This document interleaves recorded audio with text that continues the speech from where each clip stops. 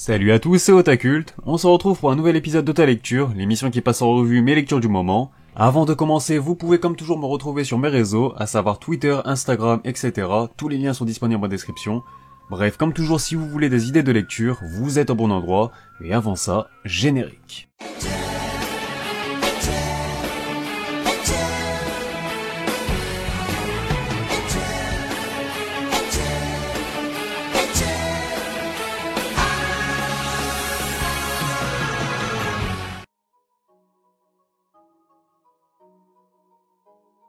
On va directement commencer cette série de reviews par Death Note Short Stories, disponible aux éditions Kana.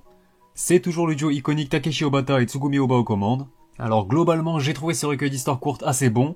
Certaines d'entre elles m'ont même rappelé le plaisir que j'avais pris en lisant et découvrant Death Note à l'époque.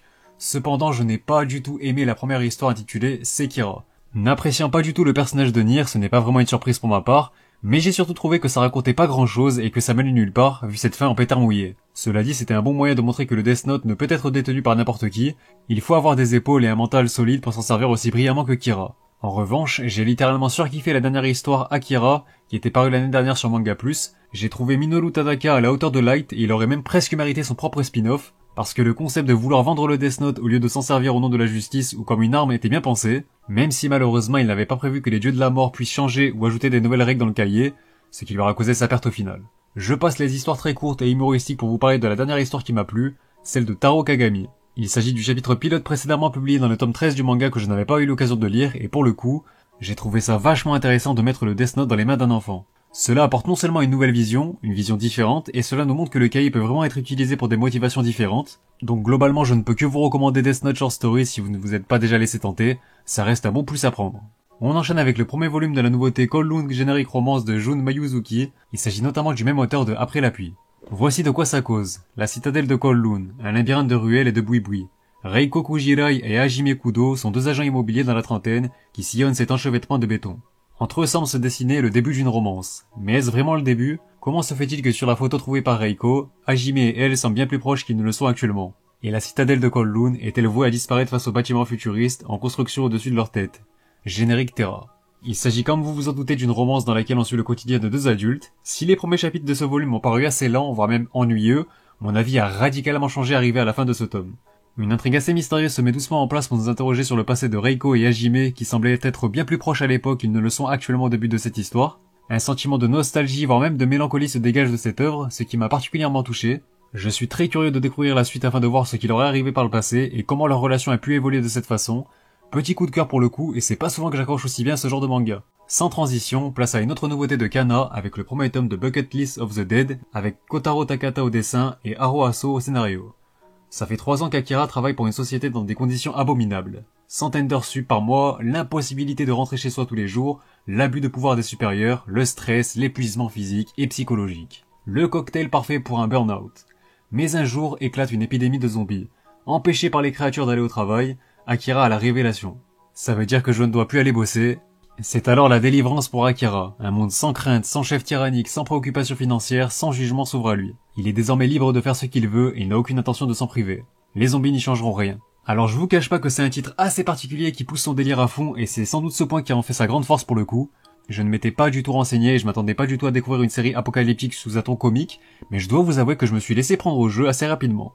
Dans un premier temps, le propos se veut pertinent car les auteurs dénoncent clairement la société japonaise, notamment ce qui concerne le milieu du travail où les salariés sont souvent traités comme des esclaves. C'est une chose bien connue, il est normal de se tuer à la tâche au Japon, quitte à ce que ça impacte parfois gravement sur la santé des employés. Ici, dans Bucket List of the Dead, on exprime ce sentiment de liberté loin de toute cette pression et de toutes ces responsabilités liées au monde du travail, et pour cela, Akira va voir en cette épidémie de zombies un moyen d'échapper à son quotidien difficile. J'ai quand même quelques réserves sur la transition qui mène à ça, et sa réaction face à la découverte des zombies. J'aurais aimé que ça le chamboule un peu plus que ça émotionnellement parlant, mais bon. Comme je l'ai dit, on est clairement sur de la comédie, donc on passe très rapidement et sans aucun problème au-dessus de ça. J'ai donc assez hâte de voir comment ce concept va évoluer, car il y a beaucoup de potentiel mine de rien. Un peu de Inu Asano pour finir avec les titres des éditions Kana, histoire de vous parler du one-shot Nijigahara Holographe, mais avant ça, petit résumé. Il faut avoir une volonté forte, encore plus forte. Entre passé et présent, des élèves d'une petite école primaire reviennent sur des événements tragiques qui se sont déroulés dans la plaine de Nijigahara, près de chez eux. Les rumeurs qui circulent entre les enfants, le monstre dans le tunnel, les secrets de chaque famille, la prolifération anormale de papillons, Les fils de chaque histoire s'entremêlent pour former l'apocalypse d'un nouveau siècle. Cela faisait un petit moment que je n'avais pas lu de Inyo Asano, et j'ai assez bien aimé ce one-shot sans pour autant être totalement emballé. Disons que c'est une lecture qui nécessite beaucoup d'attention car l'auteur nous propose une narration assez complexe, jouant habilement avec la notion du temps pour développer son intrigue. Et bien que je n'ai pas accroché aux différents personnages, ce qui me pose problème ici, j'ai malgré tout apprécié l'ambiance de ce one-shot. Entre mystère et une ambiance imprévisible, cela joue beaucoup sur les traumatismes des personnages, et Nijiga Hara Holograph a au moins le mérite de proposer un bon rythme. Encore une fois avec Inyo Asano, ce n'est pas une œuvre à mettre entre toutes mains car elle se révèle assez pesante et même dure à lire au final, mais si vous avez envie de changer un peu de registre, pourquoi pas. Et en parlant de changement de registre, place cette fois-ci à de la romance avec les tomes 9 et 10 de l'excellence de Quintessential Quintuplet, toujours disponible chez Pika Édition. Alors ce sont très clairement les tomes de la confirmation et surtout de l'affirmation de soi pour nos quintuplets qui ne prennent plus de détours pour exprimer clairement leurs sentiments à Futaro. Nino assume enfin ses sentiments et ne se voile plus du tout la face, Ishika et Miku confirment encore leur avance faite à Futaro, les relations des personnages que ce soit envers lui ou même entre les sœurs se développent de plus en plus, et ça devient toujours plus intéressant à chaque nouveau tome. Et au-delà de sa narration parfaitement maîtrisée, c'est aussi ça le gros point fort de The Quintessential Quintuplet, l'évolution des personnages qui gagnent toujours plus en profondeur. Ce qui permet de conforter davantage les enjeux de l'histoire tout en donnant un certain crédit à l'intrigue principale de la série. Comme d'habitude, Nege Aruba nous régale de sublimes doubles pages regroupant nos quintuplets pour rendre le tout toujours plus plaisant à lire. C'est très clairement ma romance préférée et plus ça avance, plus je comprends pourquoi, même si bien sûr, il s'agit d'une relecture pour moi puisque je connais la fin. J'ai quand même très hâte de revivre ça avec vous, même si bien sûr, on a encore 4 volumes devant nous avant ça. On continue avec un classique du manga avec le premier tome de L'école emportée de Kazuo Umezu, disponible chez Glénat. Une réédition qui tombe vraiment bien puisque je n'ai jamais eu l'occasion de lire ce monument. De quoi ça cause? L'école emportée narre la disparition brutale d'une école primaire et de tous ses occupants. Mystérieusement projetés dans un monde désertique, dépourvu de vie, où le sable dispute à un ciel aux brumes obscures, limite incertaine de l'horizon noir. Complètement dépassés par la situation, les adultes chargés de la protection des enfants vont se révéler incapables d'assurer leur rôle. Certains laisseront libre cours à leur folie naissante, d'autres préféreront le suicide. C'est dans ce monde que les enfants, désemparés, à court de repères tant familiaux que géographiques, se devront à eux seuls de s'accorder l'espoir d'une survie improbable. J'avais beaucoup d'attentes car Kazuo Umezu est quand même considéré comme le maître de l'horreur au Japon, la principale source d'inspiration de Junji Ito que je connais bien mieux, donc forcément, j'avais un grand intérêt pour ce titre. Et bien sans surprise, j'ai grandement apprécié ce premier volume qui m'a rapidement pris au dépourvu puisqu'honnêtement, je ne m'attendais quand même pas à quelque chose d'aussi surréaliste. Je m'attendais vraiment à quelque chose d'ancré uniquement dans un quotidien de la vie de tous les jours, donc cette touche de fantastique est tout aussi bienvenue. Ma seule réserve pour le moment est que je n'ai pas vraiment ressenti une réelle tension lors de ma lecture de ce premier tome, ce qui est bien sûr totalement subjectif. J'ai bien senti que les personnages étaient assez désemparés de par l'incompréhension de la situation, mais je n'ai pas ressenti ce sentiment d'angoisse que j'attendais. Cela dit, le rythme dégage une certaine intensité qui fait qu'on ne s'ennuie à aucun moment, puis le propos de mettre l'accent sur les plus sombres côtés de la nature humaine lorsque l'homme est poussé dans ses derniers retranchements est très pertinent. On se demande si les proportions peuvent prendre une tournure encore plus dramatique et surtout, comment les protagonistes vont parvenir à s'en sortir. On enchaîne avec quelques nouveautés des éditions Mangetsu en commençant dans un premier temps par Shiroran de Shinya Umemura et Eiji Hashimoto. Les 3 premiers volumes sont déjà disponibles tandis que la série compte actuellement 29 volumes au Japon. Voici un petit synopsis. Ère Edo 1859. Le shogunat Tokugawa vit ses derniers instants. Toshizo Hijikata, 24 ans, s'entête à défier tous les samouraïs qui croisent sa route. Son rêve, devenir le sabreur le plus puissant de la capitale. Des années plus tard, on le surnommera le démon du Shinsengumi, une milice samouraï légendaire dont il prendra le vice-commandement. À quoi pensait-il, que cherchait-il, et surtout, quelle vérité Shinpachi Nagakura, l'un des rares survivants de cette époque tumultueuse, révélera-t-il au sujet de son ancien compagnon? Des samouraïs, des grands sabres, Ère Edo, Shinsengumi, contexte historique idéalement posé, il n'en fallait pas plus pour attirer ma curiosité, puisque c'est typiquement le genre de manga qui me parle. Autant dire que Shiroran a le mérite de taper fort d'entrée de jeu, en instaurant un rythme et une certaine intensité qui font qu'on dévore les tomes sans même s'en rendre compte. Visuellement parlant, c'est absolument irréprochable. Que ce soit le style d'Eiji Hashimoto qui est très soigné, mais ce sont surtout ses chara-design absolument dingues qui m'ont marqué. L'action est bien présente dans ces 2 premiers volumes que j'ai lus, j'ai pas encore lu le 3e. De quoi nous laisser entrevoir de belles choses pour la suite. J'attends donc beaucoup du développement des différents personnages car un sacré potentiel se dégage déjà de la plupart. Il y a même une vibe Furio avec les différents clans qui n'est pas pour me déplaire, donc on va suivre fortement cette épopée. On continue avec le mandala de feu signé Shie Shimomoto, toujours chez Mangetsu qui nous prouve encore une fois leur savoir-faire pour nous pondre des éditions de qualité. Voici de quoi ça cause.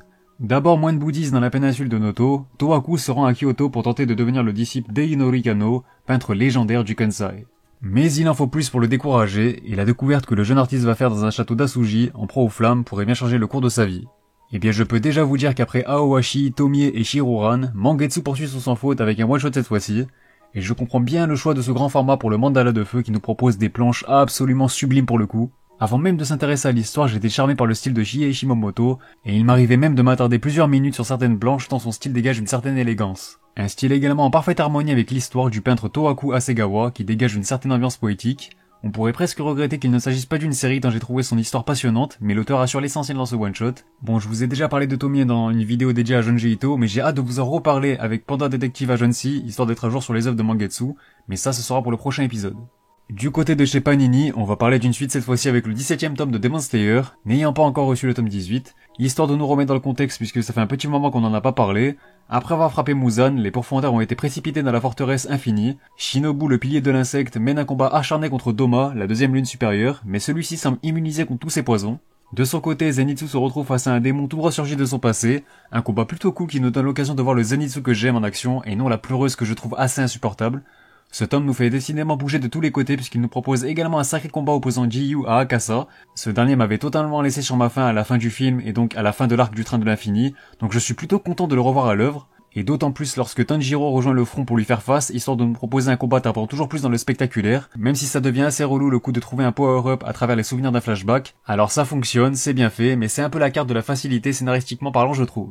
Mais bon, Demon Slayer ça reste une valeur sûre, c'est toujours un plaisir à lire. On poursuit avec les 2 premiers tomes d'Alma de Shinji Mito. Il s'agit d'une série terminée en 4 volumes au Japon. Dans un monde en ruine où l'humanité semble avoir été éradiquée, Rei cherche désespérément d'autres survivants sous le regard inquiet de son ami Trice. Lorsqu'un attaquant venu du ciel tente de tuer Rei, Trice s'interpose et révèle au grand jour un secret caché depuis 15 ans. Commence alors pour le jeune homme un long voyage, guidé par les paroles de son ami. Décidément, les différents mangas abordés dans cette vidéo se donnent le mot en ce qui concerne la forme, puisque j'aime beaucoup le style de dessin d'Alma également. Au-delà des chara-design, je trouve le manga vraiment fourni en termes de décor, ce qui permet au lecteur une immersion totale dans cet univers futuriste entre science-fiction et steampunk. Il y a un aspect aventuresque et dans un monde nous proposant une ambiance apocalyptique que j'ai bien aimé pour le coup. J'aurais aimé en dire autant en ce qui concerne les personnages et plus spécifiquement le protagoniste principal, Rei, que je trouve assez insipide pour ne pas dire totalement osef. Je me suis donc bien plus laissé porter par les paysages de ce futur dystopique plutôt que par ses propres motivations. Ce qui entache tout de même un peu mon appréciation de l'œuvre, car difficile d'approcher pleinement à Alma quand son protagoniste me laisse complètement indifférent. Cela dit, ça reste une série courte malgré tout, donc ça a au moins le mérite d'aller à l'essentiel, sans s'étaler inutilement. On arrive enfin à Sidou avec mon avis sur les tomes 3 à 6 de la série.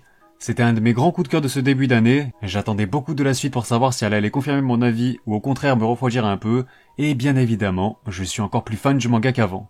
Arrivé au 6ème tome, la plupart des personnages ont déjà gagné en profondeur et en maturité, notamment nos 2 frères dont l'un se retrouve déjà leader du groupe. Je ne vous cache pas que j'ai littéralement surkiffé le côté imprévisible aperçu dans le tome 6 notamment. Je ne m'attendais pas du tout à la mort de ce personnage, du moins pas aussitôt dans l'histoire. Une mort finalement très bien amenée qui nous donne toujours plus de crédit au sombre univers dans lequel évoluent nos protagonistes. Et au-delà d'apporter ce crédit supplémentaire, cela renforce aussi les enjeux de la série et nous démontre par la même occasion que personne n'est intouchable. Une leçon à retenir pour Shotaro et Gentaro qui ont encore un long chemin devant eux pour devenir des proteurs dignes de ce nom. Des tomes riches en action et en rebondissements qui font de Sidou une lecture totalement indispensable, c'est une vraie dinguerie que je vous recommande encore une fois fortement.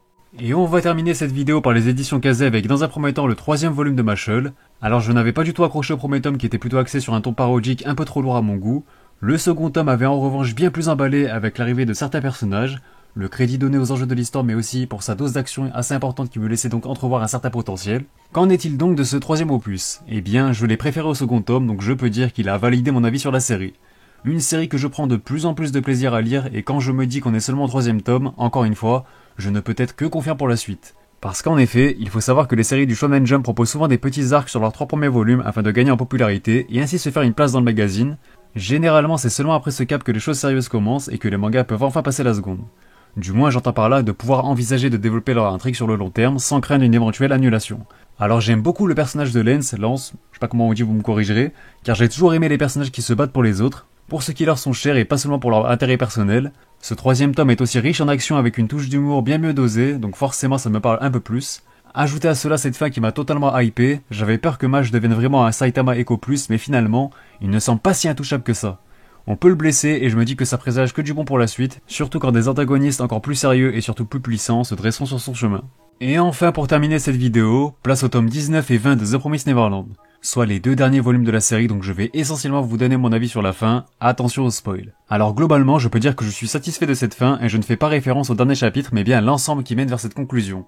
Et s'il y a bien un point qui vient bonifier cette fin, c'est bien le sacrifice d'Isabella. Mon personnage préféré de la série qui je trouve aura vraiment eu le meilleur et le plus beau développement de l'œuvre. Longtemps considérée comme un antagoniste, on a appris peu à peu qu'elle agissait dans la contrainte et qu'elle n'avait pas vraiment le choix que d'assurer son rôle de maman dans la peur. Malgré tout, sa bienveillance envers les enfants au quotidien était-elle bien sincère, et lorsque l'on arrive à ses retrouvailles avec ces derniers, à Gracefield House, là où tout a commencé, j'ai trouvé ça vraiment touchant. D'autant plus quand elle fait le choix de se sacrifier pour le bien des enfants. On réalise alors les liens très forts qu'unissent les protagonistes, donc j'ai trouvé l'objet de la promesse plutôt pertinent. Pertinent car justement Emma devait accepter d'oublier ses amis afin que tout le monde puisse rejoindre le monde des humains, un destin cruel mais pas tant que ça au final, et c'est malheureusement le seul bémol qui me dérange un minimum. Je fais bien sûr référence au fait qu'elle retrouve finalement ses amis un peu facilement dans le dernier chapitre. J'aurais vraiment aimé qu'on reste sur ce destin cruel dans lequel Emma refait sa vie seule de son côté, sans plus jamais les voir, mais bon. Je peux bien l'accepter puisque nos petits évadés ont malgré tout bien mérité ce bonheur. En conclusion, The Promised Neverland restera un excellent manga qui m'a personnellement beaucoup marqué. Une série en 20 tomes, suffisant pour conclure ses différentes intrigues et apporter les réponses à nos questions. Une œuvre que je ne cesserai jamais de recommander, et merci à Kazé pour tout le boulot colossal apporté à ce titre en France. Sur ce, la vidéo est terminée, donc j'attends vos retours dans les commentaires comme d'hab, que ce soit sur la vidéo en elle-même, les mangas concernés, ou tout simplement pour me partager vos lectures du moment. N'hésitez pas à vous abonner pour ne pas louper les prochaines vidéos, vous pouvez également me retrouver sur Twitter et Instagram, ou encore me soutenir sur Utip, tous les liens sont toujours disponibles en description. Moi je vous dis à bientôt pour de prochaines vidéos, portez-vous bien, et surtout, on se reverra!「